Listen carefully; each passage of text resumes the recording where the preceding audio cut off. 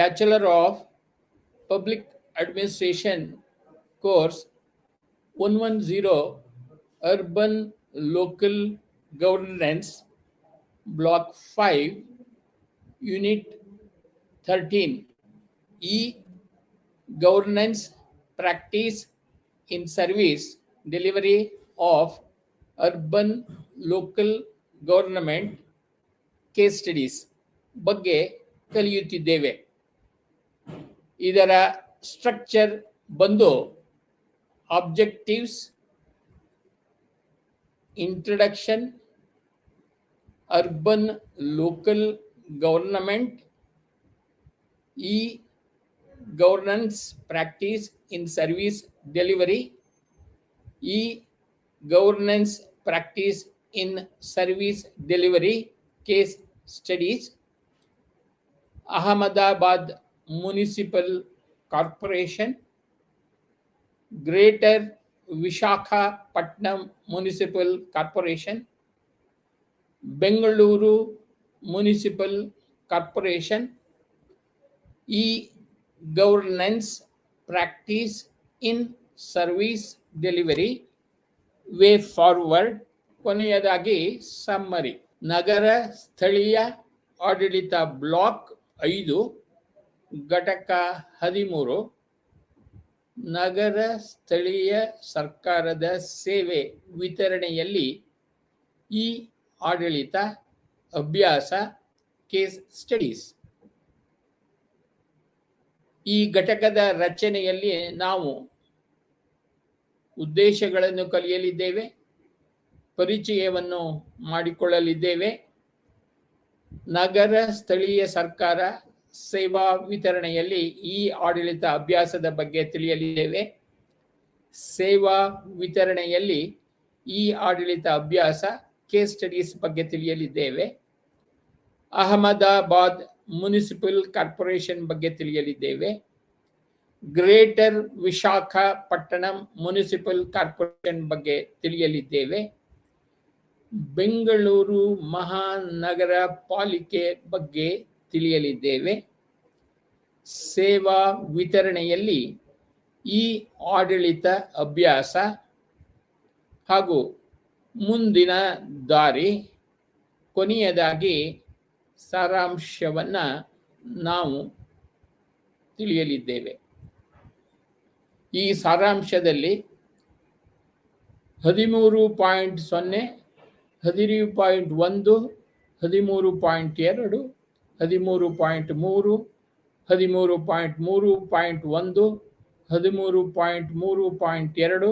13.3.3, 13.4 ಈ ಪ್ಯಾರಾಗಳಲ್ಲಿ ಕಲಿತ ವಿಷಯಗಳ ಬಗ್ಗೆ ನಾವು 13x5 ಸಾರಾಂಶವನ್ನಾಗಿ ತಿಳಿಯಲಿದ್ದೇವೆ.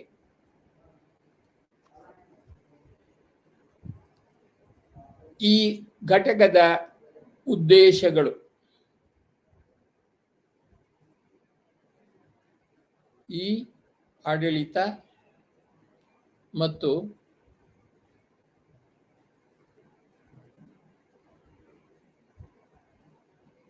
ಈ ಆಡಳಿತದ ನಡುವಿನ ವ್ಯತ್ಯಾಸ,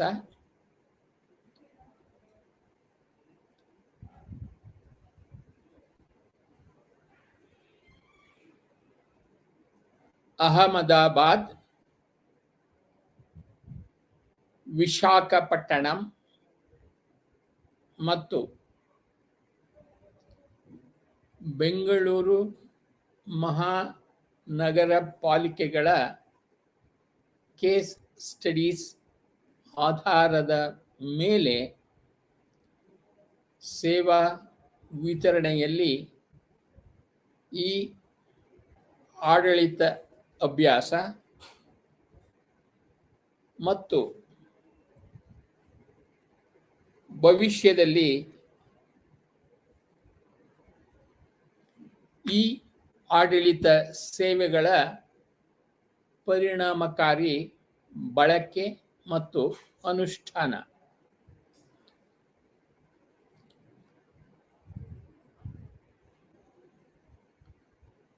ಹದಿಮೂರು 13.1 ಇಂಟ್ರಡಕ್ಷನ್ ಅಂದರೆ ಪರಿಚಯ. ಆಡಳಿತದ ಪರಿಕಲ್ಪನೆಯು ವಿವಿಧ ನಾಗರಿಕತೆಗಳು ಮತ್ತು ತತ್ವ ಚಿಂತನೆಗಳಾದ್ಯಂತ ಕಾಲಾವಧಿಯಲ್ಲಿ ವಿಕಸನಗೊಂಡಿದೆ. ಸರ್ಕಾರದಿಂದ ಆಡಳಿತಕ್ಕೆ ಬದಲಾವಣೆಯು ಸಾರ್ವಜನಿಕ ಆಡಳಿತ, ಸಾರ್ವಜನಿಕ ಸೇವಾ ವಿತರಣೆ, ರಾಜಕೀಯ ವಿಜ್ಞಾನ ಮತ್ತು ಸಮಾಜಶಾಸ್ತ್ರದಂತಹ ಸಂಬಂಧಿತ ಕ್ಷೇತ್ರಗಳಲ್ಲಿ ಮಾನಸಿಕ ಪ್ರಚೋದನೆಗಳಿಗೆ ಕಾರಣವಾಗುವ ಪ್ರಮುಖ ಬೆಳವಣಿಗೆಗಳಲ್ಲಿ ಒಂದನ್ನು ಪ್ರತಿನಿಧಿಸುತ್ತದೆ. ಅದರ ಸಮಕಾಲೀನ ಅವತಾರದಲ್ಲಿ ಆಡಳಿತವು ಕೇವಲ ಸರ್ಕಾರಕ್ಕೆ ಏಕಮಾತ್ರ ಅಧಿಕಾರವನ್ನು ನೀಡುವುದಿಲ್ಲ, ಆದರೆ ಅಂತಿಮವಾಗಿ ಎಲ್ಲರಿಗೂ ಯೋಗಕ್ಷೇಮ ಖಾತ್ರಿಪಡಿಸಲು ಸಾಮೂಹಿಕ ಕ್ರಿಯೆಯ ಪರಿಸ್ಥಿತಿಗಳನ್ನು ರಚಿಸುವುದರ ಬಗ್ಗೆ ಕಾಳಜಿ ವಹಿಸುತ್ತದೆ. ಪ್ರಸ್ತುತ ಸಂದರ್ಭದಲ್ಲಿ ಇದನ್ನು ಕನಿಷ್ಠ ಸರ್ಕಾರ, ಗರಿಷ್ಠ ಆಡಳಿತ ಎಂಬ ತತ್ವದೊಂದಿಗೆ ಉತ್ತಮವಾಗಿ ಗುರುತಿಸಬಹುದು. ಆಡಳಿತದ ತತ್ವಶಾಸ್ತ್ರದಲ್ಲಿ ಬದಲಾಗುತ್ತಿರುವ ಪ್ರವೃತ್ತಿಗಳೊಂದಿಗೆ ಸಾರ್ವಜನಿಕ ವಿತರಣಾ ಏಜೆನ್ಸಿಗಳು ತಮ್ಮ ಸೇವಾ ವಿತರಣಾ ಕಾರ್ಯವಿಧಾನಗಳನ್ನು ಹೆಚ್ಚು ಪಾರದರ್ಶಕ ಮತ್ತು ಹೆಚ್ಚು ನಾಗರಿಕ ಕೇಂದ್ರಿತವಾಗಿಸಲು ತಮ್ಮ ಚಟುವಟಿಕೆಗಳಲ್ಲಿ ಡಿಜಿಟಲ್ ತಂತ್ರಜ್ಞಾನಗಳನ್ನು ಬಳಸಲು ಪಟ್ಟು ಹಿಡಿದ ಒತ್ತಡವನ್ನು understanding E government and E governance, ಈ ಸರ್ಕಾರ ಮತ್ತು ಈ ಆಡಳಿತವನ್ನು ಅರ್ಥ ಮಾಡಿಕೊಳ್ಳುವುದು. ಡಿಜಿಟಲ್ ತಂತ್ರಜ್ಞಾನಗಳ ಪರಿಣಾಮಕಾರಿ ಬಳಕೆಯ ಮೂಲಕ ಸರ್ಕಾರದ ಹಸ್ತಕ್ಷೇಪವನ್ನು ವಿನ್ಯಾಸಗೊಳಿಸುವ ಪರಿಕಲ್ಪನೆಯನ್ನು ಈ ಸರ್ಕಾರ ಎಂದು ಉಲ್ಲೇಖಿಸಲಾಗುತ್ತದೆ. ಈ ಆಡಳಿತವನ್ನು ಔಪಚಾರಿಕವಾಗಿ ಮಾಹಿತಿ ಮತ್ತು ಸಂವಹನ ತಂತ್ರಜ್ಞಾನಗಳ ಬಳಕೆ, ನಿರ್ದಿಷ್ಟ ಇಂಟರ್ನೆಟ್ ಉತ್ತಮ ಸರ್ಕಾರವಾಗಲು ಒಂದು ಸಾಧನವಾಗಿ ಎಂದು ವ್ಯಾಖ್ಯಾನಿಸಬಹುದು. ಇದು ಮುಖ್ಯವಾಗಿ ಸರ್ಕಾರದಿಂದ ನಿರ್ವಹಿಸಲ್ಪಡುವ ಸೇವೆಗಳ ಯಾಂತ್ರೀಕರಣವನ್ನು ಸೂಚಿಸುತ್ತದೆ ಮತ್ತು ಸಾರ್ವಜನಿಕ ಸೇವೆಗಳು ಮತ್ತು ಆಡಳಿತಾತ್ಮಕ ಮಾಹಿತಿಯನ್ನು ಐಸಿಟಿ ಬಳಸಿಕೊಂಡು ನಾಗರಿಕರಿಗೆ ತಲುಪಿಸುತ್ತದೆ.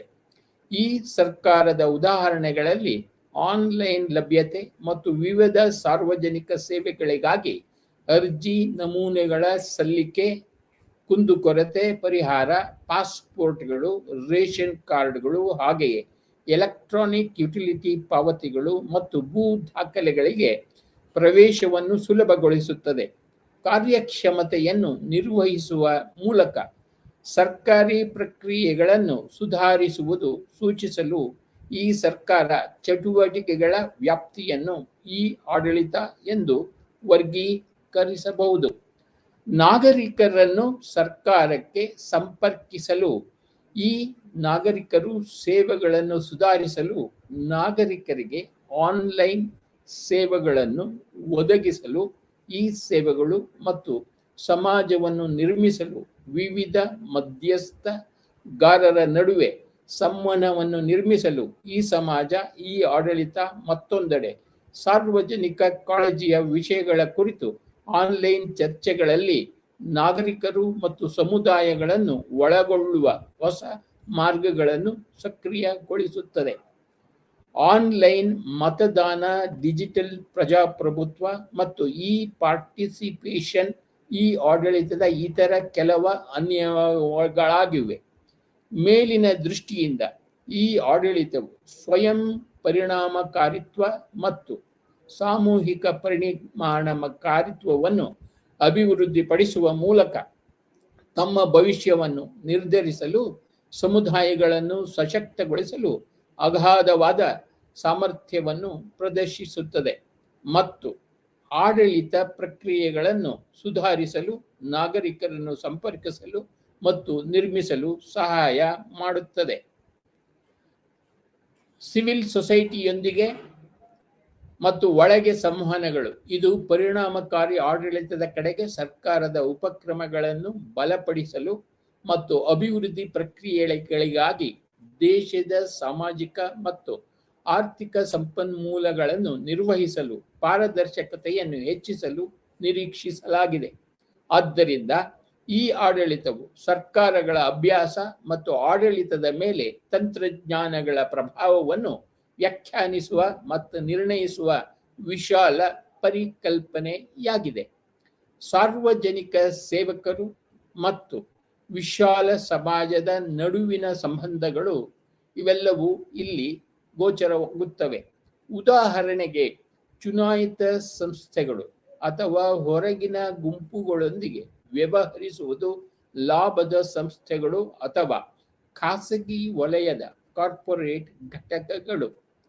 ಈ ಆಡಳಿತವು ಸರ್ಕಾರಿ ಏಜೆನ್ಸಿಗಳನ್ನು ಅಭಿವೃದ್ಧಿಪಡಿಸಲು ಮತ್ತು ನಿರ್ವಹಿಸಲು ಅಗತ್ಯವಾದ ಕ್ರಮಗಳ ಸರಣಿಯನ್ನು ಒಳಗೊಂಡಿರುತ್ತದೆ.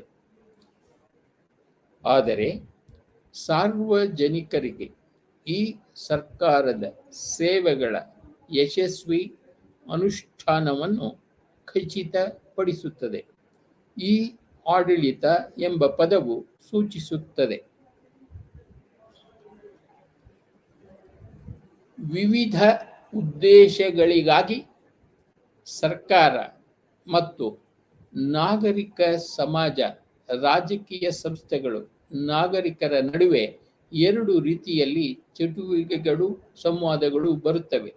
ಇದು ಐಸಿಟಿಗಳ ಬಳಕೆ ಮತ್ತು ಅನ್ವಯಕ್ಕೆ ಸಂಬಂಧಿಸಿದಂತೆ ಸರ್ಕಾರದೊಳಗಿನ ಸಂಬಂಧ ಮತ್ತು ನೆಟ್ವರ್ಕ್ಗಳ ಸಂಪೂರ್ಣ ಸ್ಪೆಕ್ಟ್ರಮ್ ಅನ್ನು ಒಳಗೊಳ್ಳುತ್ತದೆ.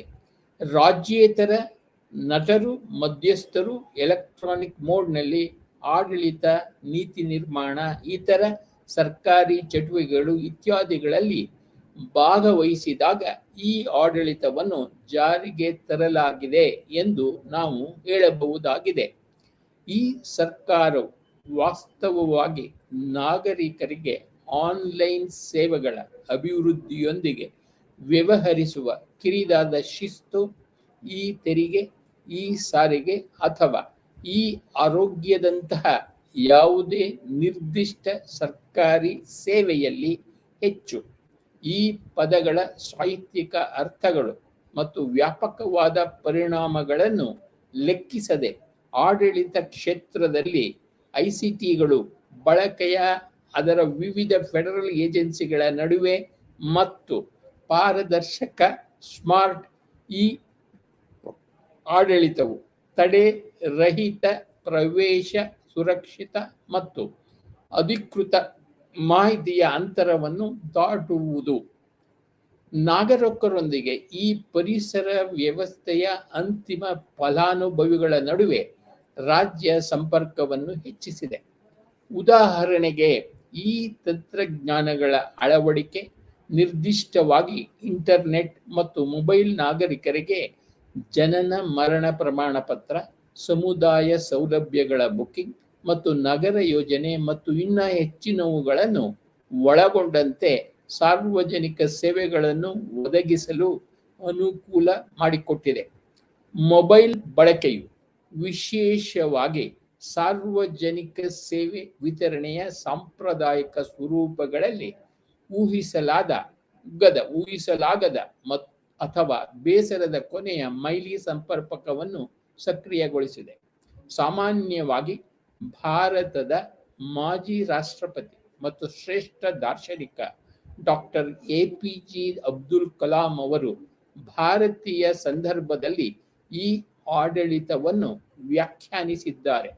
ಇಲಾಖೆಯ ಅಡೆತಡೆಗಳು ಮತ್ತು ನಾಗರಿಕರಿಗೆ ನ್ಯಾಯಯುತ ಮತ್ತು ನಿಷ್ಪಕ್ಷಪಾತ ಸೇವೆಯನ್ನು ಇದು ಒದಗಿಸುವುದು.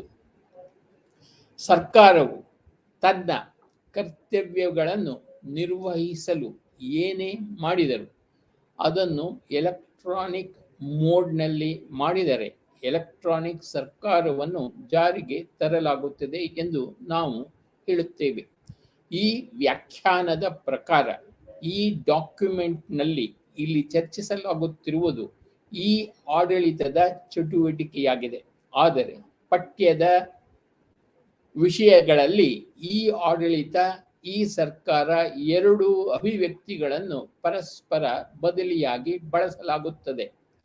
Urban local government, e governance practice in service delivery. ನಗರ ಸ್ಥಳೀಯ ಸರ್ಕಾರ, ಸೇವೆ ವಿತರಣೆಯಲ್ಲಿ ಈ ಆಡಳಿತ ಅಭ್ಯಾಸ. ನಗರ ಸ್ಥಳೀಯ ಸರ್ಕಾರ ಎಂದರೆ ಜನರು ತಮ್ಮ ಚುನಾಯಿತ ಪ್ರತಿನಿಧಿಗಳ ಮೂಲಕ ನಗರ ಪ್ರದೇಶದ ಆಡಳಿತ. ನಗರ ಸ್ಥಳೀಯ ಸರ್ಕಾರದ ಅಧಿಕಾರ ವ್ಯಾಪ್ತಿಯು ಒಂದು ನಿರ್ದಿಷ್ಟ ನಗರ ಪ್ರದೇಶಕ್ಕೆ ಸೀಮಿತವಾಗಿದೆ. ಇದನ್ನು ರಾಜ್ಯದಿಂದ ಈ ಉದ್ದೇಶಕ್ಕಾಗಿ ಗುರುತಿಸಲಾಗಿದೆ. 74ನೇ ಸಾಂವಿಧಾನಿಕ ತಿದ್ದುಪಡಿ ಕಾಯಿದೆ 1992ರ ನಗರ ಸ್ಥಳೀಯ ಸಂಸ್ಥೆಗಳಿಗೆ ಸಾಮಾನ್ಯ ಚೌಕಟ್ಟನ್ನು ಒದಗಿಸಲು ಮತ್ತು ಸ್ಥಳೀಯ ಸಂಸ್ಥೆಗಳ ಕಾರ್ಯನಿರ್ವಹಣೆಯನ್ನು ಪರಿಣಾಮಕಾರಿಯಾಗಿ ಸ್ವಸರ್ಕಾರದ ಪ್ರಜಾಸತ್ತಾತ್ಮಕ ಘಟಕಗಳನ್ನಾಗಿ ಬಲಪಡಿಸಲು ಸಹಾಯ ಮಾಡಲು ಸಂಸತ್ತು ಸಂವಿಧಾನವನ್ನು ಕಾಯಿದೆ 1992ಗೆ ತಿದ್ದುಪಡಿ ಮಾಡಿತು ಮತ್ತು ಸಾಂವಿಧಾನಿಕವನ್ನು ಒದಗಿಸಿತು. ಇದರ ಪ್ರಕಾರ ಪುರಸಭೆಗಳ ಸ್ಥಿತಿ ನಗರ ಪಂಚಾಯತ್ ಪರಿವರ್ತನಾ ಪ್ರದೇಶಕ್ಕಾಗಿ ಗ್ರಾಮೀಣ ನಗರ ಪ್ರದೇಶಕ್ಕೆ ರೂಪಾಂತರಗೊಳ್ಳುತ್ತಿರುವ ಪ್ರದೇಶ. ಸಣ್ಣ ನಗರ ಪ್ರದೇಶಕ್ಕಾಗಿ ಮುನಿಸಿಪಲ್ ಕೌನ್ಸಿಲ್, ದೊಡ್ಡ ನಗರ ಪ್ರದೇಶಕ್ಕಾಗಿ ಮುನಿಸಿಪಲ್ ಕಾರ್ಪೊರೇಷನ್.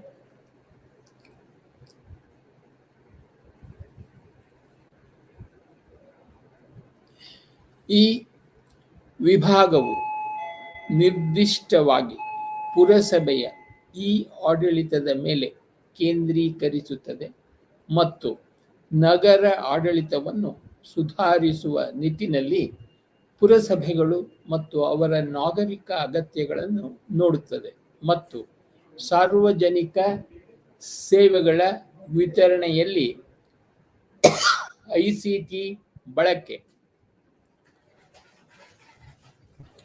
ಭಾರತದಾದ್ಯಂತ ನಗರಗಳು ಮತ್ತು ಪಟ್ಟಣಗಳಲ್ಲಿ ಅನೇಕ ಪುರಸಭೆಯ ಈ ಆಡಳಿತ ಯೋಜನೆಗಳನ್ನು ಜಾರಿಗೆ ತರಲಾಗಿದೆ. ಹೆಚ್ಚಿನ ಪುರಸಭೆಗಳು ಕಂಪ್ಯೂಟರ್ಗಳನ್ನು ಸಂಪಾದಿಸಿವೆ ಮತ್ತು ಅಂತರ್ಜಾಲದಲ್ಲಿ ತಮ್ಮನ್ನು ತಾವು ಸಂಪರ್ಕಿಸಿಕೊಂಡಿವೆ.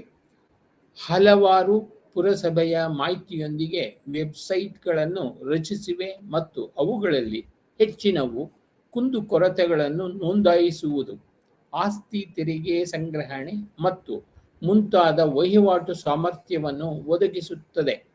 ಈ ವಿವಿಧ ಪ್ರಯತ್ನಗಳ ಹೊರತಾಗಿಯೂ ಈ ಆಡಳಿತದ ಪ್ರಭಾವವು ಪುರಸಭೆಯ ಕಾರ್ಯಾಚರಣೆಯ ದಕ್ಷತೆ ಮತ್ತು ಸೇವೆಯ ವಿತರಣೆಯ ವಿಶೇಷ ಉಲ್ಲೇಖದೊಂದಿಗೆ ಕೆಲವು ಪಾಕೆಟ್ಗಳಿಗೆ ಸೀಮಿತವಾಗಿದೆ.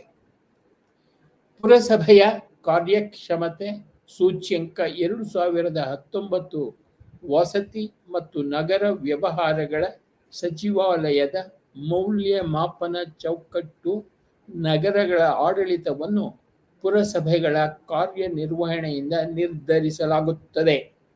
ಅವರು ನಗರವನ್ನು ಸ್ಮಾರ್ಟ್ ಮಾಡಲು ಅನುವು ಮಾಡಿಕೊಡುವ ಪ್ರಮುಖ ಏಜೆಂಟ್ಗಳು.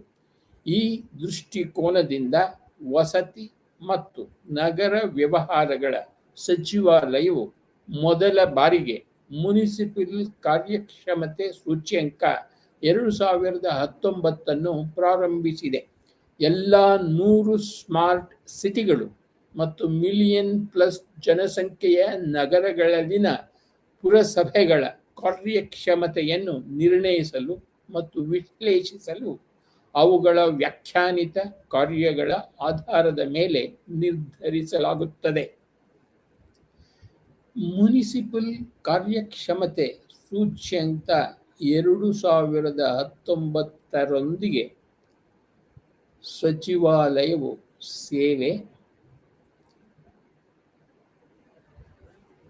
ಹಣಕಾಸು, ಯೋಜನೆ,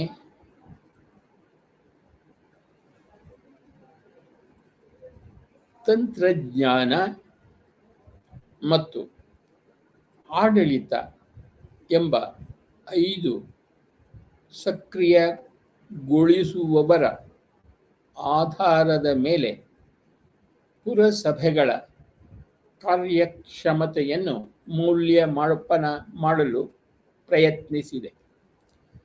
ಇವುಗಳನ್ನು 20 ವಲಯಗಳನ್ನಾಗಿ ವಿಂಗಡಿಸಲಾಗಿದೆ. ಇದನ್ನು 100 ಸೂಚಕಗಳಲ್ಲಿ ಮೌಲ್ಯಮಾಪನ ಮಾಡಲಾಗುತ್ತದೆ. ಇದು ಉತ್ತಮ ಯೋಜನೆ ಮತ್ತು ನಿರ್ವಹಣೆ ಭರ್ತಿ ಮಾಡಲು ಪುರಸಭೆಗಳಿಗೆ ಸಹಾಯ ಮಾಡುತ್ತದೆ. ನಗರ ಆಡಳಿತದಲ್ಲಿನ ಅಂತರಗಳು ಮತ್ತು ಅದರ ನಾಗರಿಕರಿಗೆ ನಗರಗಳ ಜೀವನ ಸಾಧ್ಯತೆಯನ್ನು ಸುಧಾರಿಸುವುದು. ಈ ಸೂಚ್ಯಂಕವು ವಿವಿಧ ಮೂಲಕ ನಗರಗಳಲ್ಲಿ ಸಾಧಿಸಿದ ಪ್ರಗತಿಯನ್ನು ನಿರ್ಣಯಿಸಲು ಸಹಾಯ ಮಾಡುತ್ತದೆ. ಉಪಕ್ರಮಗಳು ಮತ್ತು ಯೋಜನೆ ಕಾರ್ಯಗತಗೊಳಿಸಲು ಮತ್ತು ಪುರಾವೆಗಳನ್ನು ಬಳಸಲು ಅವರಿಗೆ ಅಧಿಕಾರ, ಅವರ ಕಾರ್ಯಕ್ಷಮತೆಯನ್ನು ಮೇಲ್ವಿಚಾರಣೆ ಮಾಡುತ್ತದೆ. ಈ ಸೂಚ್ಯಂಕವು ವಿವಿಧ ಮೂಲಕ ನಗರಗಳಲ್ಲಿ ಸಾಧಿಸಿದ ಪ್ರಗತಿಯನ್ನು ನಿರ್ಣಯಿಸಲು ಸಹಾಯ ಮಾಡುತ್ತದೆ. ಉಪಕ್ರಮಗಳು ಮತ್ತು ಯೋಜನೆ ಕಾರ್ಯಗತಗೊಳಿಸಲು ಮತ್ತು ಪುರಾವೆಗಳನ್ನು ಬಳಸಲು ಅವರಿಗೆ ಅಧಿಕಾರ, ಅವರ ಕಾರ್ಯಕ್ಷಮತೆಯನ್ನು ಮೇಲ್ವಿಚಾರಣೆ ಮಾಡಿ. ಈ ಸೂಚ್ಯಂಕವು ಪುರಾವೆ ಆಧಾರಿತ ನೀತಿ ನಿರ್ಮಾಣಕ್ಕೆ ಮಾರ್ಗದರ್ಶಿಯಾಗಿ ಕಾರ್ಯನಿರ್ವಹಿಸುತ್ತದೆ. ಸುಸ್ಥಿರ ಅಭಿವೃದ್ಧಿ ಗುರಿಗಳನ್ನು ಒಳಗೊಂಡಂತೆ ವ್ಯಾಪಕವಾದ ಅಭಿವೃದ್ಧಿ ಫಲಿತಾಂಶಗಳನ್ನು ಸಾಧಿಸಲು ಕ್ರಮವನ್ನು ವೇಗಗೊಳಿಸುತ್ತದೆ. ಪುರಸಭೆಯ ಸಂಸ್ಥೆಗಳು ಸಾಧಿಸಿದ ಫಲಿತಾಂಶಗಳನ್ನು ನಿರ್ಣಯಿಸುವುದು ಮತ್ತು ಹೋಲಿಸುವುದು ಸ್ಥಳೀಯ ಸಂಸ್ಥೆಗಳ ಕಾರ್ಯನಿರ್ವಹಣೆಯ ಬಗ್ಗೆ ನಾಗರಿಕರಿಗೆ ಒಳನೋಟವನ್ನು ನೀಡುತ್ತದೆ ಮತ್ತು ಮಧ್ಯಸ್ಥಗಾರರ ನಡುವೆ ಸಂವಾದವನ್ನು ನಿರ್ಮಿಸುತ್ತದೆ. Integrated approach to municipal e governance, municipal ಇ-ಆಡಳಿತಕ್ಕೆ ಸಮಗ್ರ ವಿಧಾನ. ಪುರಸಭೆಯ ಇ-ಆಡಳಿತವನ್ನು ಸ್ಥಳೀಯ ಸರ್ಕಾರಗಳು ಮಾಹಿತಿ ಒದಗಿಸುವಿಕೆ, ಸೇವೆ ವಿತರಣೆ ಮತ್ತು ಹೆಚ್ಚಿದ ನಾಗರಿಕ ಭಾಗವಹಿಸುವಿಕೆಗೆ ಸಂಬಂಧಿಸಿದಂತೆ ಅದರ ಕಾರ್ಯನಿರ್ವಹಣೆಯಲ್ಲಿ ದಕ್ಷತೆ, ಪಾರದರ್ಶಕತೆ ಮತ್ತು ಹೊಣೆಗಾರಿಕೆಯನ್ನು ಸುಧಾರಿಸಲು ಐಸಿಟಿಗಳ ಬಳಕೆ ಎಂದು ವ್ಯಾಖ್ಯಾನಿಸಬಹುದು. ಭಾರತದಾದ್ಯಂತ ನಗರಗಳು ಮತ್ತು ಪಟ್ಟಣಗಳಲ್ಲಿ ಅನೇಕ ಪುರಸಭೆಯ ಇ-ಆಡಳಿತ ಯೋಜನೆಗಳನ್ನು ಜಾರಿಗೊಳಿಸಲಾಗಿದೆ. ಪುರಸಭೆಗಳಲ್ಲಿ ಆರಂಭಿಕ ಹಂತದಲ್ಲಿ ಇಲಾಖೆ ಮಟ್ಟದ ಕಾರ್ಯಾಚರಣೆಗಳನ್ನು ಸ್ವಯಂ ಚಾಲಿತಗೊಳಿಸುವತ್ತ ಚಾಲನೆ ಇದೆ. ಈ ಹಂತದಲ್ಲಿ ಹೆಚ್ಚಿನ ಪುರಸಭೆಗಳು ಕಂಪ್ಯೂಟರ್ಗಳನ್ನು ಪಡೆದುಕೊಳ್ಳುತ್ತವೆ ಮತ್ತು ಅಂತರ್ಜಾಲದಲ್ಲಿ ತಮ್ಮನ್ನು ತಾವು ಸಂಪರ್ಕಿಸುತ್ತವೆ. ನಂತರ ಪುರಸಭೆಯ ಮಾಹಿತಿಯನ್ನು ಹಂಚಿಕೊಳ್ಳಲು ವೆಬ್ಸೈಟ್ಗಳನ್ನು ರಚಿಸಲಾಗಿದೆ. ಕೇವಲ ಅಂಕಿ ಅಂಶಗಳ ಮಾಹಿತಿಯೊಂದಿಗೆ ಪ್ರಾರಂಭಿಸಲು, ನಂತರ ದ್ವಿಮುಖ ಕ್ರಿಯಾತ್ಮಕ ಪ್ರಶ್ನೆ ಆಧಾರಿತ, ನಂತರ ಇ-ಕಾಮರ್ಸ್ ವಹಿವಾಟು ಆಧಾರಿತ ಮತ್ತು ನಂತರ ಪುರಸಭೆಗಳ ಸಮಗ್ರ ಅಂತ್ಯದಿಂದ ಕೊನೆಯವರೆಗೆ ಡಿಜಿಟಲ್ ರೂಪಾಂತರ ಸಂಭವಿಸುತ್ತದೆ. ಆರ್ಟಿಫಿಷಿಯಲ್ ಇಂಟೆಲಿಜೆನ್ಸ್, ಕೃತಕ ಬುದ್ಧಿಮತ್ತೆ ಸೇರಿದಂತೆ ಉದಯೋನ್ಮುಖ ತಂತ್ರಜ್ಞಾನಗಳನ್ನು ಬಳಸಿಕೊಳ್ಳುವುದು ಇಂಟರ್ನೆಟ್ ಆಫ್ ಥಿಂಗ್ಸ್ ಇತ್ಯಾದಿ ಪ್ರಸ್ತುತ ಭಾರತದ ಬಹುಪಾಲು ಪುರಸಭೆಗಳು ತಮ್ಮ ವೆಬ್ಸೈಟ್ಗಳನ್ನು ಬಳಸಿಕೊಂಡು ಕುಂದುಕೊರತೆಗಳನ್ನು ನೋಂದಾಯಿಸುವುದು ಮತ್ತು ಆಸ್ತಿ ತೆರಿಗೆ ಸಂಗ್ರಹಣೆಯಂತಹ ವಹಿವಾಟಿನ ವೈಶಿಷ್ಟ್ಯವನ್ನು ಒದಗಿಸುತ್ತವೆ. ಆದಾಗ್ಯೂ ಅಂತಹ ಪ್ರಯತ್ನಗಳನ್ನು ಇನ್ನೂ ವಿರಳವಾಗಿ ಪರಿಗಣಿಸಬಹುದು. ವಿವಿಧ ಸೇವೆಗಳಿಗಾಗಿ ಪುರಸಭೆಯ ಸಂಸ್ಥೆಗಳ ಮೇಲೆ ನಾಗರಿಕರ ಅವಲಂಬನೆಯು ದೊಡ್ಡದಾಗಿದೆ. ಆದಾಗ್ಯೂ ಬಹುಪಾಲು ಸಾಂಪ್ರದಾಯಿಕ ಸ್ಥಳೀಯ ಸರ್ಕಾರಗಳಲ್ಲಿ ಈ ಏಜೆನ್ಸಿಗಳ ಕಾರ್ಯನಿರ್ವಹಣೆಯು ಪಾರದರ್ಶಕತೆ, ಹೊಣೆಗಾರಿಕೆ ಮತ್ತು ಆಲಸ್ಯದ ಕೊರತೆಯಿಂದ ಬಳಲುತ್ತಿದೆ. ಆಂತರಿಕ ಕಚೇರಿಯ ಕಾರ್ಯನಿರ್ವಹಣೆಯು ಸಾಮಾನ್ಯವಾಗಿ ಕೊರತೆಯಿರುವ ಉದ್ಯೋಗಿ ನೈತಿಕತೆ ಮತ್ತು ತೊಡಕಿನ ಅಧಿಕಾರಶಾಹಿ ಪ್ರಕ್ರಿಯೆಗಳಿಂದ ನಿರೂಪಿಸಲ್ಪಟ್ಟಿವೆ. ಇವೆಲ್ಲವೂ ಅಸಮರ್ಪಕ ಮೇಲ್ವಿಚಾರಣೆ ಮತ್ತು ಉದ್ಯೋಗಿ ಗಂಟೆಗಳ ವ್ಯರ್ಥಕ್ಕೆ ಕಾರಣವಾಗುತ್ತವೆ. ಇದು ನಾಗರಿಕರನ್ನು ದೀರ್ಘ ಸರತಿ ಸಾಲಿನಲ್ಲಿ ಕಾಯುವಂತೆ ಮಾಡುತ್ತದೆ, ಸಂವೇದನಾರಹಿತ ಪ್ರತಿಕ್ರಿಯೆಗಳನ್ನು ಸ್ವೀಕರಿಸುತ್ತದೆ ಮತ್ತು ಸಾರ್ವಜನಿಕ ಸೇವೆಗಳನ್ನು ಪಡೆಯಲು ಅನೌಪಚಾರಿಕ ಚಾನೆಲ್ಗಳಲ್ಲಿ ಅನಗತ್ಯವಾಗಿ ಖರ್ಚು ಮಾಡಬಹುದಾಗಿದೆ.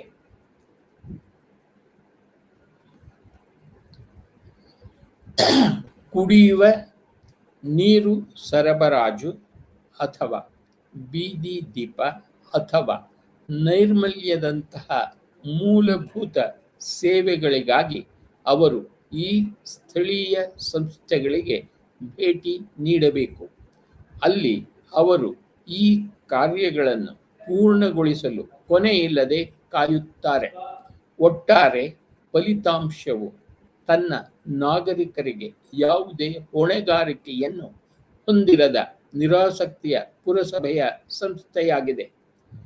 ಯಾವುದೇ ವ್ಯವಹಾರದ ಉಳಿವು ಅದರ ಗ್ರಾಹಕರ ವಸ್ತು ಮತ್ತು ಮಾನಸಿಕ ತೃಪ್ತಿಯನ್ನು ಅವಲಂಬಿಸಿರುವಂತೆ ಸ್ಥಳೀಯ ಸಂಸ್ಥೆಗಳ ಉಳಿವು ಅದರ ನಾಗರಿಕರ ಸಂತೃಪ್ತಿಯನ್ನು ಅವಲಂಬಿಸಿರುತ್ತದೆ.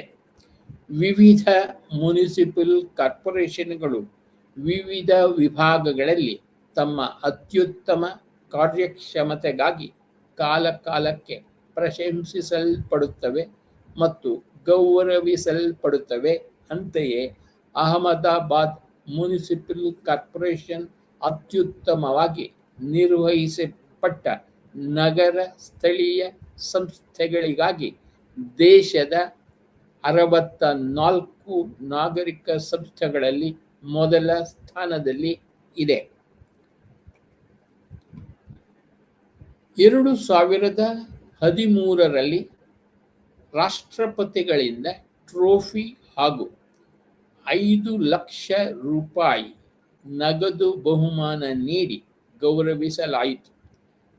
ಬಸ್ ರ್ಯಾಪಿಡ್ ಟ್ರಾನ್ಸ್ಪೋರ್ಟ್ ಸಿಸ್ಟಮ್ ಪ್ರಪಂಚದಾದ್ಯಂತ ದಂತ್ಯದ ನಗರ ಯೋಜಕರ ಗಮನವನ್ನು ಸೆಳೆದಿದೆ.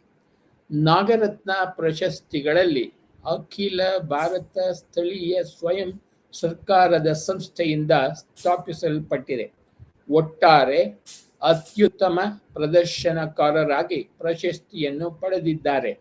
ಎರಡನೆಯ ಅತ್ಯುತ್ತಮ ದರ್ಶನ ನೀಡಿದ ಮೈಸೂರು ಸಿಟಿ ಕಾರ್ಪೊರೇಷನ್ ಟ್ರೋಫಿ ಮತ್ತು 3 ಲಕ್ಷ ರು ನಗದು ಬಹುಮಾನ ಮತ್ತು ಮೂರನೇ ಪುಣೆ ಮುನಿಸಿಪಲ್ ಕಾರ್ಪೊರೇಷನ್ ಟ್ರೋಫಿ ಮತ್ತು 2 ಲಕ್ಷ ರು ಅದೇ ಪ್ರಶಸ್ತಿ ಪ್ರದಾನ ಸಮಾರಂಭದಲ್ಲಿ ಇತರ ಮುನಿಸಿಪಲ್ ಕಾರ್ಪೊರೇಷನ್ಗಳಿಗೂ ಸಹ ನೀಡಲಾಯಿತು.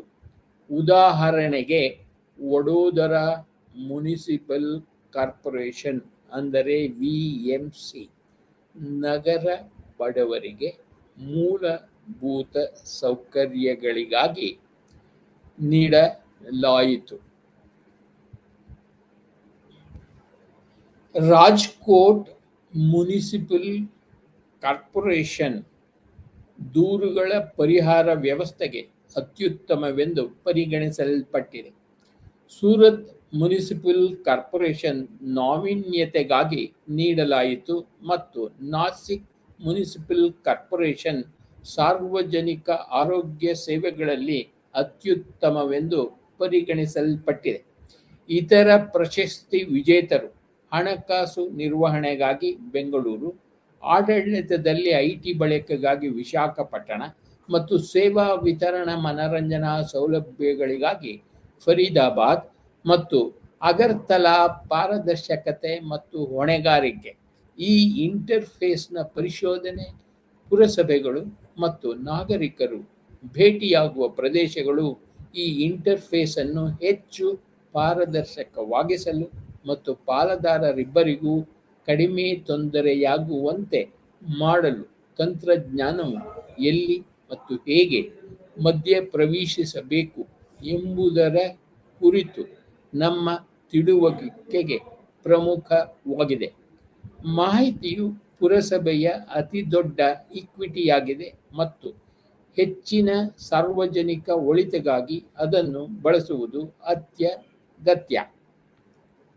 ಈ ಮಾಹಿತಿಯನ್ನು ಸಾರ್ವಜನಿಕ ಡೊಮೇನ್ಗೆ ತೆರೆದು ಎಸೆಯುವ ಮೂಲಕ ತ್ವರಿತ ಪ್ರವೇಶ ಸಾಧ್ಯ.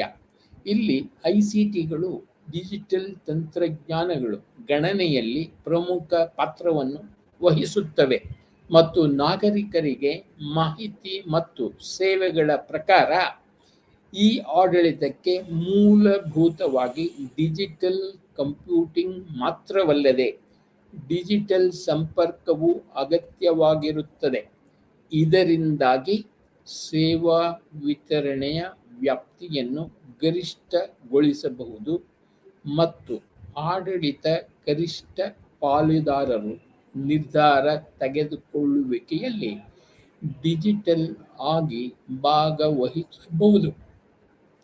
ನಗರ ಇ-ಆಡಳಿತಕ್ಕೆ ಸಂಬಂಧಿಸಿದಂತೆ ಸ್ಥಳೀಯ ಸ್ವಸರ್ಕಾರಗಳು ಅತ್ಯಂತ ನಿರ್ಣಾಯಕ ಪಾತ್ರವನ್ನು ವಹಿಸುತ್ತವೆ, ಏಕೆಂದರೆ ಅವುಗಳು ಸೇವಾ ವಿತರಣಾ ಸರಪಳಿಯ ತುದಿಯಲ್ಲಿವೆ ಮತ್ತು ಅವುಗಳ ದಕ್ಷತೆ ಮತ್ತು ಪರಿಣಾಮಕಾರಿತ್ವವು ನಾಗರಿಕರ ದೈನಂದಿನ ಜೀವನದ ಮೇಲೆ ಗರಿಷ್ಠ ಪರಿಣಾಮ ಬೀರುತ್ತದೆ.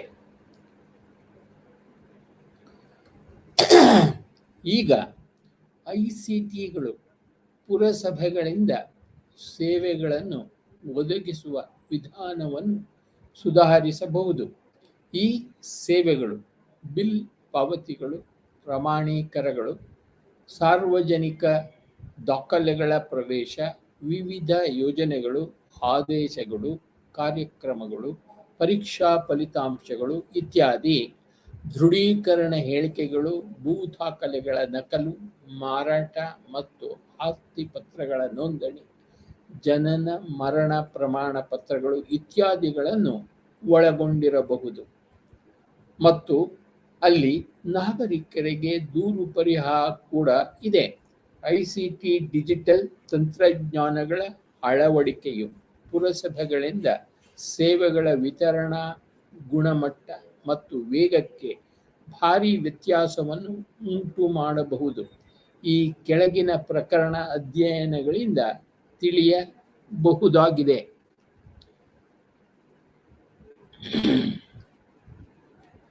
Ahmedabad municipal corporation. Ahmedabad city. Ahmedabad ಗುಜರಾತ್ನ ಐತಿಹಾಸಿಕ ಮತ್ತು ಕೈಗಾರಿಕಾ ನಗರವಾಗಿದೆ. ಮೆಗಾ ಸಿಟಿ ಸ್ಥಾನಮಾನವನ್ನು ಪಡೆದ ನಂತರ ಅದರ ಬೆಳವಣಿಗೆ ಮತ್ತು ಅಭಿವೃದ್ಧಿಯ ದರವು ಆಶ್ಚರ್ಯಕರವಾಗಿ ಹೆಚ್ಚಾಗಿದೆ. Ahmedabad municipal corporation. Ahmedabad municipal corporation ಒಂದು ನಗರ ಸ್ಥಳೀಯ ಸಂಸ್ಥೆಯಾಗಿದ್ದು 1950 ಜುಲೈರಲ್ಲಿ ಬಾಂಬೆ ಪ್ರಾಂತೀಯ ಕಾರ್ಪೊರೇಷನ್ ಆಕ್ಟ್ 1949 ಅಡಿಯಲ್ಲಿ ಸ್ಥಾಪಿಸಲಾಯಿತು. ಅಹಮದಾಬಾದ್ ನಗರದ ನಾಗರಿಕ ಮೂಲಸೌಕರ್ಯ ಮತ್ತು ಆಡಳಿತದ ಜವಾಬ್ದಾರಿಯನ್ನು ಹೊಂದಿದೆ.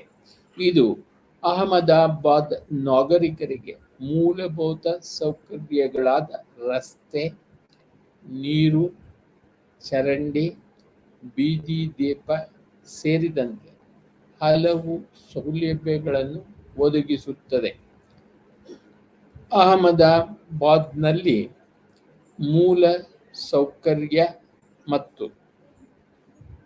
ಸೇವೆಗಳ ರಚನೆ ಮತ್ತು ಒದಗಿಸುವಿಕೆಗೆ ಜವಾಬ್ದಾರರಾಗಿರುವ 2 ಪ್ರಮುಖ ಸ್ಥಳೀಯ ಸಂಸ್ಥೆಗಳಿವೆ. ಅವುಗಳೆಂದರೆ ಅಹಮದಾಬಾದ್ ಮುನಿಸಿಪಲ್ ಕಾರ್ಪೊರೇಷನ್ ಮತ್ತು ಅಹಮದಾಬಾದ್ ನಗರಾಭಿವೃದ್ಧಿ ಪ್ರಾಧಿಕಾರ. 1950ರಲ್ಲಿ ಬಾಂಬೆ ಪ್ರಾಂತೀಯ ಮುನಿಸಿಪಲ್ ಕಾರ್ಪೊರೇಷನ್ ಆಕ್ಟ್ 1949ರ ಅಡಿಯಲ್ಲಿ ಸ್ಥಾಪಿತವಾದ ಚುನಾಯಿತ ನಗರ ಸ್ಥಳೀಯ ಸರ್ಕಾರ. ಕಾಯಿದೆಯು ನಿಗಮದ ಆದಾಯ ಉತ್ಪಾದನೆ ಮತ್ತು ಎರವಲು ಅಧಿಕಾರವನ್ನು ಒದಗಿಸುತ್ತದೆ. Governance service by the Ahmedabad municipal corporation. Ahmedabad municipal ಕಾರ್ಪೊರೇಷನ್ನಿಂದ ಆಡಳಿತ ಸೇವೆಗಳು. ಎಎಂಸಿಯ ದಕ್ಷತೆ, ಪಾರದರ್ಶಕತೆ ಮತ್ತು ಸ್ಪಂದಿಸುವಿಕೆಯನ್ನು ಉತ್ತೇಜಿಸಲು ಅಹಮದಾಬಾದ್ ಮುನಿಸಿಪಲ್ ಕಾರ್ಪೊರೇಷನ್ ಆಡಳಿತ ವಿಭಾಗವನ್ನು ಸ್ಥಾಪಿಸಿದೆ. ಆಡಳಿತ ಇಲಾಖೆಯಿಂದ ದೂರಸ್ಥ ಸೇವೆಗಳು ಮತ್ತು ವೆಬ್ ಸಕ್ರಿಯಗೊಳಿಸಿದ ಸೇವೆಗಳು ಎಂದು ಕರೆಯಲ್ಪಡುವ ಮಾಹಿತಿ ತಂತ್ರಜ್ಞಾನ ಸಕ್ರಿಯಗೊಳಿಸಿದ ಸೇವೆಗಳ ಪರಿಣಾಮಕಾರಿ ಬಳಕೆಯು ಎಎಂಸಿಯಿಂದ ನೀಡುತ್ತಿರುವ ಸಾರ್ವಜನಿಕ ಸೇವೆಗಳ ವ್ಯಾಪ್ತಿ ಮತ್ತು ಸಂಖ್ಯೆಯನ್ನು ಕ್ರಮೇಣ ಹೆಚ್ಚಿಸಿದೆ. ಈ ಆಡಳಿತ ಇಲಾಖೆಯ ಮೂಲಕ ನಾಗರಿಕರು ಆಸ್ತಿ ತೆರಿಗೆ, ವಾಹನ ತೆರಿಗೆ ಮುಂತಾದ ವಿವಿಧ ತೆರಿಗೆಗಳನ್ನು ಪಾವತಿಸಬಹುದು. ಈ ಆಡಳಿತ ಕೇಂದ್ರದ ಹೊರತಾಗಿ ಎಎಂಸಿಯಲ್ಲಿ ಇತರ ನಗರ ಸೆಲ್ ಸೆಂಟರ್ಗಳು ಇವೆ ಮತ್ತು ಈ ಎಲ್ಲಾ ಕೇಂದ್ರಗಳನ್ನು ಮುಖ್ಯ ಸರ್ವರ್ನೊಂದಿಗೆ ಲೀಸ್ ಲೈನ್ಗಳ ಮೂಲಕ ಸಂಪರ್ಕಿಸಲಾಗಿದೆ. ನಗರದಲ್ಲಿರುವ ಯಾವುದೇ ನಗರ ದೂರ ಕೇಂದ್ರಗಳಲ್ಲಿ ನಾಗರಿಕರು ತೆರಿಗೆ ಪಾವತಿಸಬಹುದಾಗಿದೆ. ಈ ಕೇಂದ್ರಗಳ ಕಾರ್ಯಾಚರಣೆಗಳ ಜೊತೆಗೆ ಸಮಗ್ರ ದೂರು ಪರಿಹಾರ ವ್ಯವಸ್ಥೆ ಮತ್ತು ಸಿಸಿಟಿವಿ ಕಣ್ಗಾವಲು ಸೇರಿದಂತೆ ವಿವಿಧ ಯೋಜನೆಗಳು ಎಎಂಸಿಯ ಆಡಳಿತ ವಿಭಾಗದಿಂದ ನಿರ್ವಹಿಸಲ್ಪಡುತ್ತವೆ. Greater Visakhapatnam municipal corporation, Visakhapatnam city. Greater Visakhapatnam municipal corporation, Visakhapatnam ನಗರ. ಈ ವಿಶಾಖಪಟ್ಟಣಂ ನಗರವು ಆಂಧ್ರ ಪ್ರದೇಶದಲ್ಲಿ ವೇಗವಾಗಿ ಬೆಳೆಯುತ್ತಿರುವ ನಗರಗಳಲ್ಲಿ ಒಂದಾಗಿದೆ. ಇದು ಭಾರತದ ಪೂರ್ವ ಕರಾವಳಿಯಲ್ಲಿ ಬಂಗಾಳ ಕೊಲ್ಲಿಯ ಕಡಲ ತೀರದಲ್ಲಿದೆ. ಸಾಗರಕ್ಕೆ ಸಮೀಪವಿರುವ ನಗರವು ವ್ಯಾಪಾರ ಮತ್ತು ಕೈಗಾರಿಕಾ ಬಳಕೆಗಳಿಗಾಗಿ ನಗರವನ್ನು ಹೆಚ್ಚು ಆಕರ್ಷಕವಾದ ಬಂದರು ನಗರವನ್ನಾಗಿ ಮಾಡಿತು. Greater Visakhapatnam municipal corporation.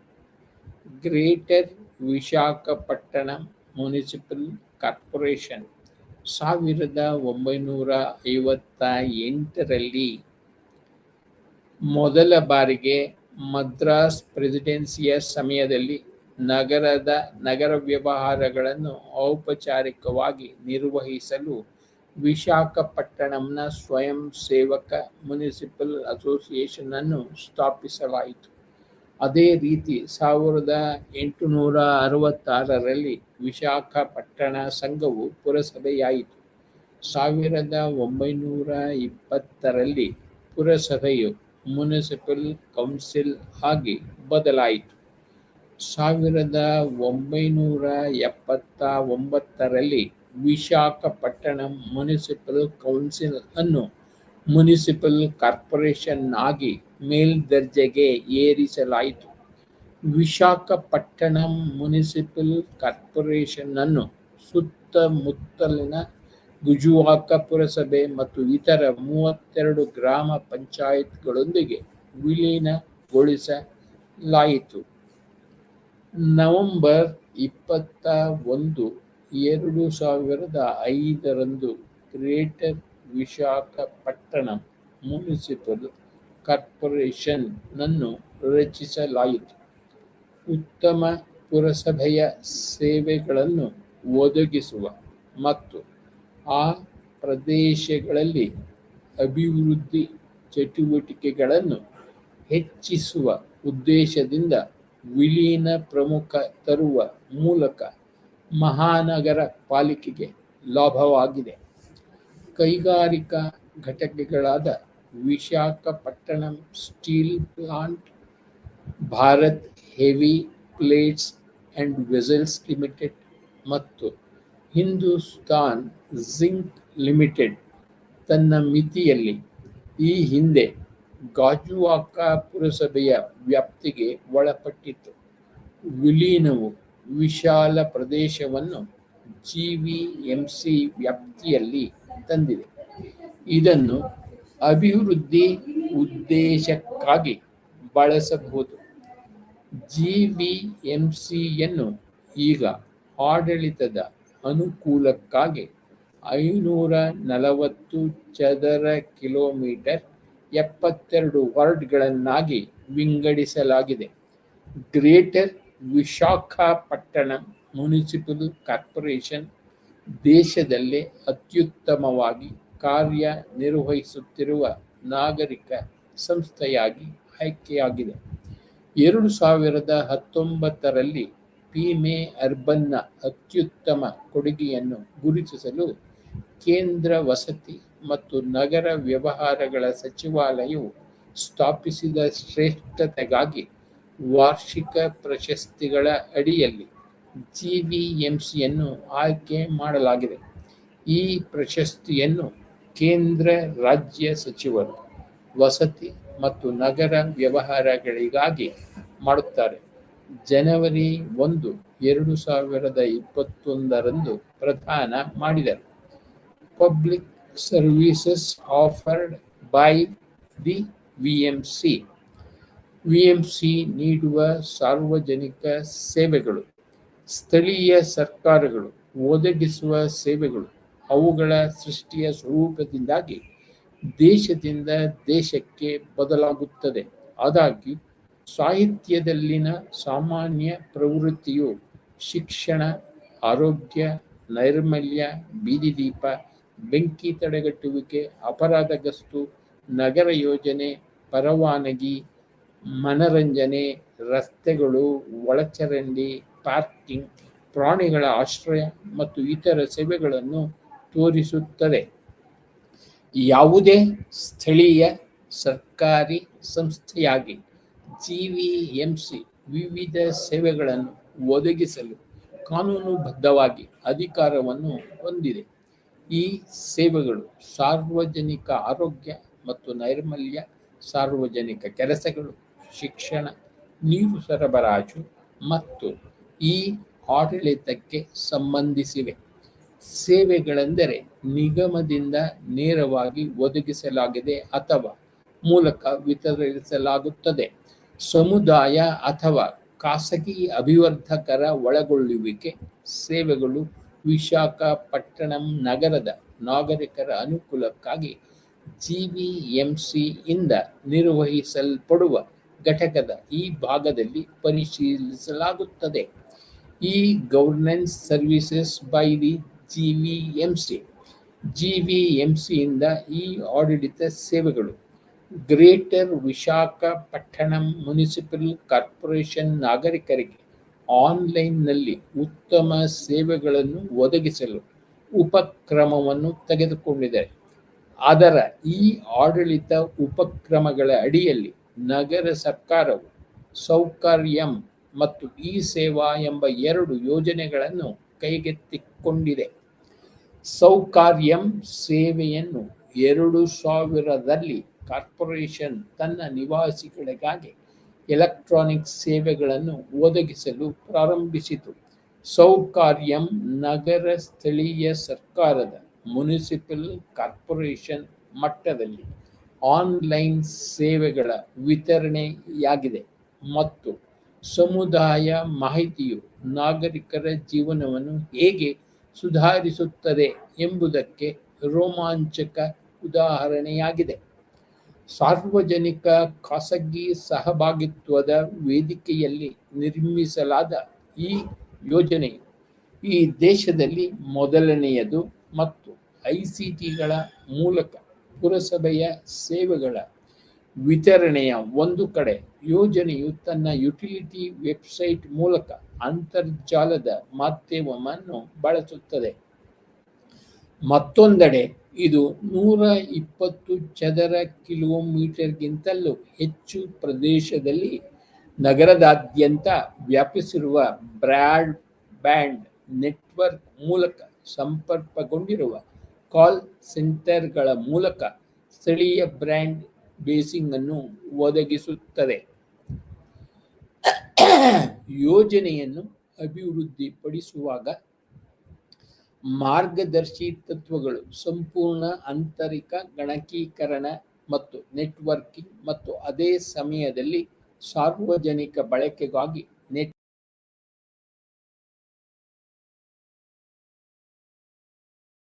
ಹಾಕುವುದು ಸೇವೆಗಳ ಬಗ್ಗೆ ಮಾಹಿತಿಯನ್ನು ಒದಗಿಸುತ್ತವೆ.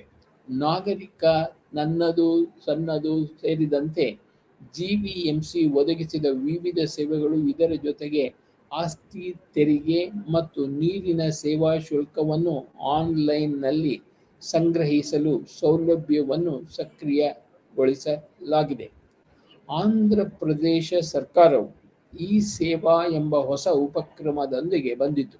ಇದು ಸೌಕಾರ್ಯಂ ಸೌಲಭ್ಯದಿಂದ ಒದಗಿಸಲಾದ ವಿಭಿನ್ನ ಸೇವೆಗಳು ಮತ್ತು ನಾಗರಿಕರಿಗೆ ಹೊಸ ಹೆಚ್ಚುವರಿ ಸೇವೆಗಳನ್ನು ಸಂಯೋಜಿಸುತ್ತೆ. ಹಿಂದೆ ಆಸ್ತಿ ತೆರಿಗೆ ಮತ್ತು ನೀರಿನ ಶುಲ್ಕಕ್ಕಾಗಿ ಸೌಲಭ್ಯವನ್ನು ಒದಗಿಸಲಾಗುತ್ತಿತ್ತು, ಆದರೆ ಹೊಸ ಸೌಲಭ್ಯವು ನಾಗರಿಕರು ತಮ್ಮ ದೂರವಾಣಿ ಮತ್ತು ವಿದ್ಯುತ್ ಬಿಲ್ಲನ್ನು ಈ ಸೇವಾ ಕೇಂದ್ರಗಳಲ್ಲಿ ಪಾವತಿಸಲು ಅನುವು ಮಾಡಿಕೊಡುತ್ತದೆ. ಎರಡೂ ಕೇಂದ್ರಗಳಲ್ಲಿ ಒದಗಿಸಲಾದ ವಿವರವಾದ ಸೇವೆಗಳು ಈ ಕೆಳಗಿನವುಗಳನ್ನು ಒಳಗೊಂಡಿವೆ: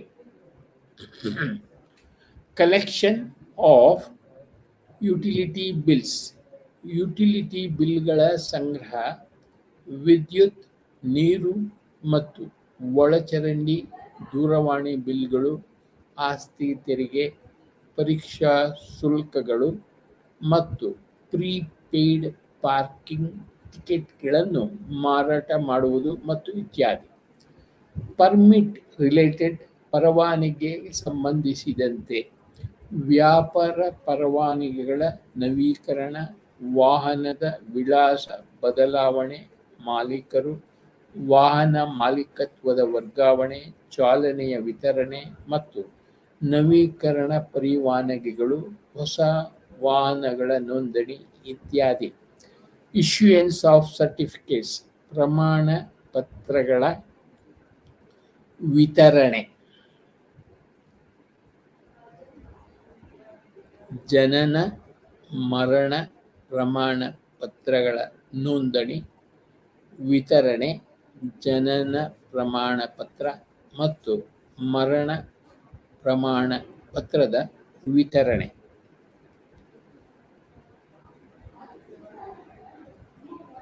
ಆನ್ಲೈನ್ ಸರ್ವಿಸಸ್, ಆನ್ಲೈನ್ ಸೇವೆಗಳು, ಎಲೆಕ್ಟ್ರಾನಿಕ್ ಪಾವತಿಗಳು, ವಿವಿಧ ಸ್ವರೂಪಗಳ ಡೌನ್ಲೋಡ್ ಮತ್ತು ಸರ್ಕಾರಿ ಆದೇಶಗಳು, reservation of Andhra Pradesh state road transport corporation, Andhra Pradesh ರಾಜ್ಯ ರಸ್ತೆ ಸಾರಿಗೆ ನಿಗಮದ ಮೀಸಲಾತಿ, ಬಸ್ ಟಿಕೆಟ್ಗಳು, ನೀರಿನ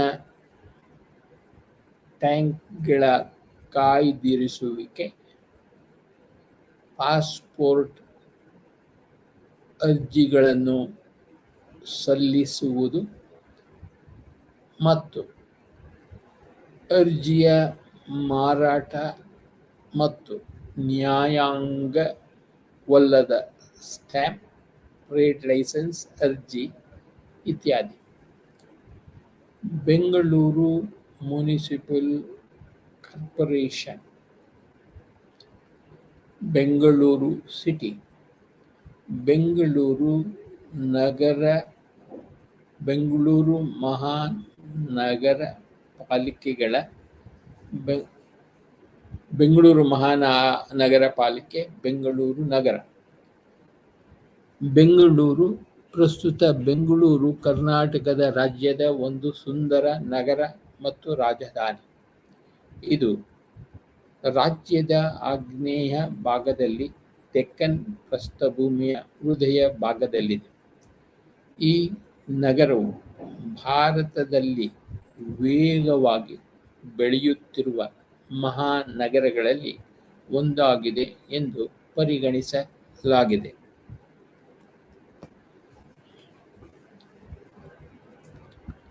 ಬೆಂಗಳೂರು ಮುನಿಸಿಪಲ್ ಕಾರ್ಪೊರೇಷನ್, ಬೆಂಗಳೂರು ಮಹಾನಗರ ಪಾಲಿಕೆ, ಬೆಂಗಳೂರು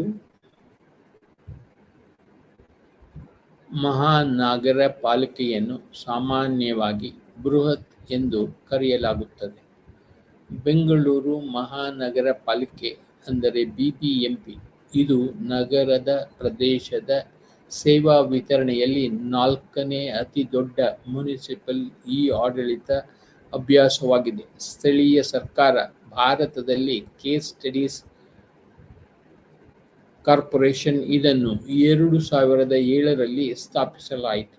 ಇದು 147 ವಾರ್ಡ್ಗಳನ್ನು ಒಳಗೊಂಡಿದೆ. ಈ ಹಿಂದೆ ನಗರಸಭೆಯನ್ನು ಬೆಂಗಳೂರು ಮಹಾನಗರ ಪಾಲಿಕೆ ಎಂದು ಕರೆಯಲಾಗುತ್ತಿತ್ತು.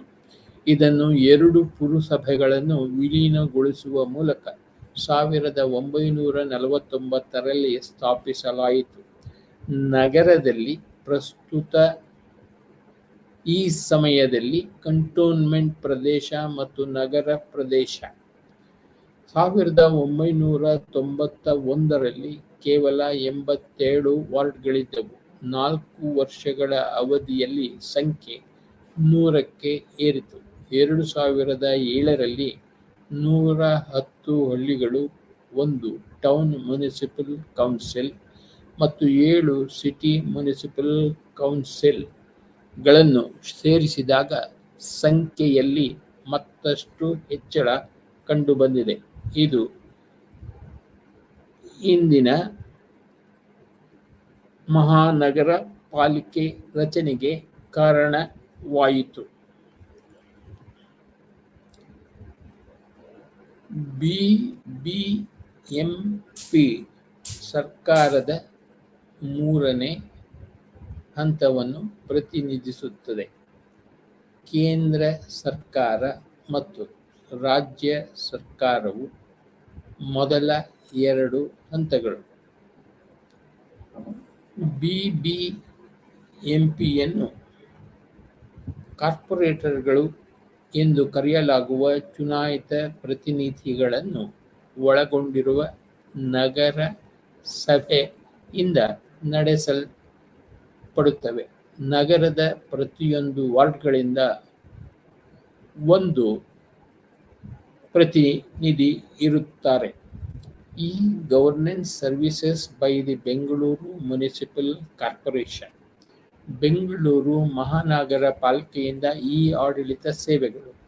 ಬೆಂಗಳೂರು ಮಹಾನಗರ ಪಾಲಿಕೆಯ ಆಡಳಿತ ಸೇವೆಗಳು ವೆಬ್, ಮೊಬೈಲ್, EVRS ಮತ್ತು ಬೆಂಗಳೂರು ಒನ್ನಂತಹ ನಾಗರಿಕ ಸೇವಾ ಕೇಂದ್ರಗಳಂತಹ ವಿವಿಧ ವಿತರಣಾ ಚಾನೆಲ್ಗಳ ಮೂಲಕ ಕಟ್ಟಡ ಅನುಮೋದನೆ, ವ್ಯಾಪಾರ ಪರವಾನಗಿ, ಜನನ ಮತ್ತು ಮರಣ ನೋಂದಣಿಯಂತಹ ನಾಗರಿಕ ಸೇವೆಗಳನ್ನು ಪ್ರವೇಶಿಸಲು ಬೆಂಗಳೂರು ನಾಗರಿಕರಿಗೆ ಅನುವು ಮಾಡಿಕೊಡುತ್ತದೆ. E-governance practice in service delivery. Way forward ಸೇವೆಯಲ್ಲಿ ಇ-ಆಡಳಿತ ಅಭ್ಯಾಸ ವಿತರಣೆ ಮುಂದಿನ ದಾರಿ. ಇ-ಆಡಳಿತ ಚೌಕಟ್ಟುಗಳು ಹೆಚ್ಚಿನ ಪಾರದರ್ಶಕತೆಯನ್ನು ಉತ್ತೇಜಿಸುತ್ತದೆ ಮತ್ತು ಸಂಪನ್ಮೂಲಗಳ ನಷ್ಟ ಮತ್ತು ಭ್ರಷ್ಟಾಚಾರವನ್ನು ತಡೆಯುತ್ತದೆ. ಇದು ಪ್ರಜಾಪ್ರಭುತ್ವದ ಸುಗಮ ಕಾರ್ಯನಿರ್ವಹಣೆಯಲ್ಲಿ ನ್ಯಾಯಯುತ ಮತ್ತು ಸಮಾನವಾದ ಹೇಳಿಕೆಯೊಂದಿಗೆ ನಾಗರಿಕರಿಗೆ ಅಧಿಕಾರ ನೀಡುತ್ತದೆ. ಸೇವೆಯ ಗುಣಮಟ್ಟ ಮತ್ತು ಅಂತಿಮ ಬಳಕೆದಾರರ ಅಗತ್ಯಗಳನ್ನು ಪೂರೈಸುವ ಪ್ರತಿಕ್ರಿಯೆ ಕಾರ್ಯವಿಧಾನದಲ್ಲಿ ಭಾಗವಹಿಸುವಿಕೆಯ ಅತ್ಯುನ್ನತ ಮಾನದಂಡಗಳ ಮೇಲೆ ಒತ್ತು ನೀಡುವುದರಿಂದ ಇದು ಸಾಧ್ಯವಾಗಿದೆ. ಖಾಸಗಿ ವಲಯದ ಕೈಯಲ್ಲಿ ನಿರಂತರವಾಗಿ ಸುಧಾರಿತ ತಾಂತ್ರಿಕ ಸಾಮರ್ಥ್ಯಗಳೊಂದಿಗೆ ನಾಗರಿಕರಿಗೆ ಸುರಕ್ಷಿತ, ಕೈಗೆ ಎಟುಕುವ ಮತ್ತು ಪರಿಣಾಮಕಾರಿ ಸೇವೆಯನ್ನು ಒದಗಿಸುವ ಇದೇ ಮಾದರಿಗಳನ್ನು ಕಾರ್ಯಗತಗೊಳಿಸಲು ಸರ್ಕಾರವು ಉತ್ತಮವಾಗಿ ಕಾರ್ಯನಿರ್ವಹಿಸುತ್ತದೆ. ಸಮ್ಮರಿ, ಸಾರಾಂಶ.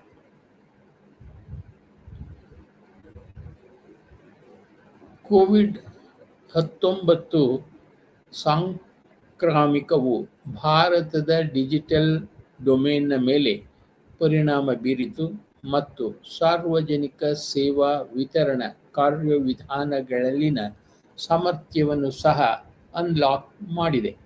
ಈ ಸಾಂಕ್ರಾಮಿಕ ರೋಗವನ್ನು ಎದುರಿಸಲು ಭಾರತ ಸರ್ಕಾರವು ವಿವಿಧ ಉಪಕ್ರಮಗಳನ್ನು ಸ್ಥಾಪಿಸಿದೆ.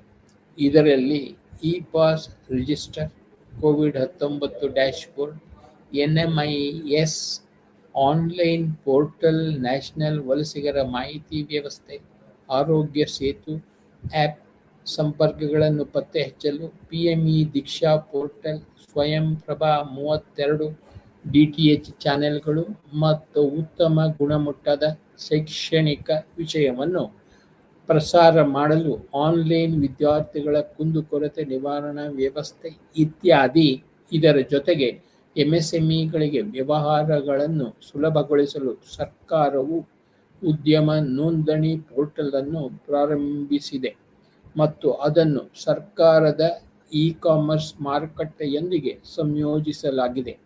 ಈ ಪೋರ್ಟಲ್ ಎಂಎಸ್ಎಂಇಗಳಿಗೆ ಸ್ವಯಂ ಘೋಷಣೆಯ ಆಧಾರದ ಮೇಲೆ ಕಾಗದ ರಹಿತ ಮತ್ತು ಉಚಿತ ವೆಚ್ಚದ ನೋಂದಣಿಗೆ ಅನುಮತಿಸುತ್ತದೆ. ವ್ಯಾಪಾರ ಕರಾರುಗಳ ಹರಾಜಿನ ಮೂಲಕ ಕ್ರೆಡಿಟ್ ಫೈನಾನ್ಸಿಂಗ್ ಅನ್ನು ಬೆಂಬಲಿಸುತ್ತದೆ ಮತ್ತು ಅವರ ಸರಕು ಮತ್ತು ಸೇವೆಗಳನ್ನು ಪ್ರದರ್ಶಿಸಲು ಮತ್ತು ಮಾರಾಟ ಮಾಡಲು ಸ್ಪರ್ಧಾತ್ಮಕ ವೇದಿಕೆಯನ್ನು ನೀಡುತ್ತದೆ. ಇನ್ನೊಂದು ಬಾರಿ ನಾವು ಸಮ್ಮರಿಯನ್ನು ನೋಡುವುದಾದರೆ, ಕೋವಿಡ್-19 ಸಾಂಕ್ರಾಮಿಕವು ಭಾರತದ ಡಿಜಿಟಲ್ ಡೊಮೇನಿನ ಮೇಲೆ ಪರಿಣಾಮ ಬೀರಿತು ಮತ್ತು ಸಾರ್ವಜನಿಕ ಸೇವಾ ವಿತರಣಾ ಕಾರ್ಯವಿಧಾನಗಳಲ್ಲಿನ ಸಾಮರ್ಥ್ಯವನ್ನು ಸಹ ಅನ್ಲಾಕ್ ಮಾಡಿದೆ. ಉತ್ತಮ ಗುಣಮಟ್ಟದ ಶೈಕ್ಷಣಿಕ ವಿಷಯವನ್ನು ಪ್ರಸಾರ ಮಾಡಲು ಆನ್ಲೈನ್ ವಿದ್ಯಾರ್ಥಿಗಳ ಕುಂದುಕೊರತೆ ನಿವಾರಣಾ ವ್ಯವಸ್ಥೆ ಇತ್ಯಾದಿ. ಇದರ ಜೊತೆಗೆ ಎಂಎಸ್ಎಂಇಗಳಿಗೆ ವ್ಯವಹಾರವನ್ನು ಸುಲಭಗೊಳಿಸಲು ಸರ್ಕಾರವು ಉದ್ಯಮ ನೋಂದಣಿಯೊಂದಿಗೆ ಪೋರ್ಟಲ್ ಅನ್ನು ಆರಂಭಿಸಿದೆ ಮತ್ತು ಅದನ್ನು ಸರ್ಕಾರದ ಮಾರುಕಟ್ಟೆಯೊಂದಿಗೆ ಸಂಯೋಜಿಸಲಾಗಿದೆ. ಈ ಪೋರ್ಟಲ್ ಎಂಎಸ್ಎಂಇಗಳಿಗೆ ಸ್ವಯಂ ಘೋಷಣೆಯ ಆಧಾರದ ಮೇಲೆ ಕಾಗದರಹಿತ ಮತ್ತು ಉಚಿತ ವೆಚ್ಚದ ನೋಂದಣಿಗೆ ಅನುಮತಿಸುತ್ತದೆ. ವ್ಯಾಪಾರ ಕರಾರುಗಳ ಹರಾಜಿನ ಮೂಲಕ ಕ್ರೆಡಿಟ್ ಫೈನಾನ್ಸಿಂಗ್ ಅನ್ನು ಬೆಂಬಲಿತ ವಿಧಿಯನ್ನು ನೀಡುತ್ತದೆ. ಇದರೊಂದಿಗೆ ನಾವು ಬಿಪಿಎಸಿ 110 ಸ್ಥಳೀಯ ಆಡಳಿತ ಬ್ಲಾಕ್ 5 ಘಟಕ 13 ನಗರ ಸ್ಥಳೀಯ ಸರ್ಕಾರದ ಸೇವೆ ವಿತರಣೆಯಲ್ಲಿ ಈ ಆಡಳಿತ ಅಭ್ಯಾಸ ಕೇಸ್ ಸ್ಟಡೀಸ್ ಪಾಠವನ್ನು ಮುಗಿಸಿದ್ದೇವೆ. ಎಲ್ಲರಿಗೂ ನಮಸ್ತೆ.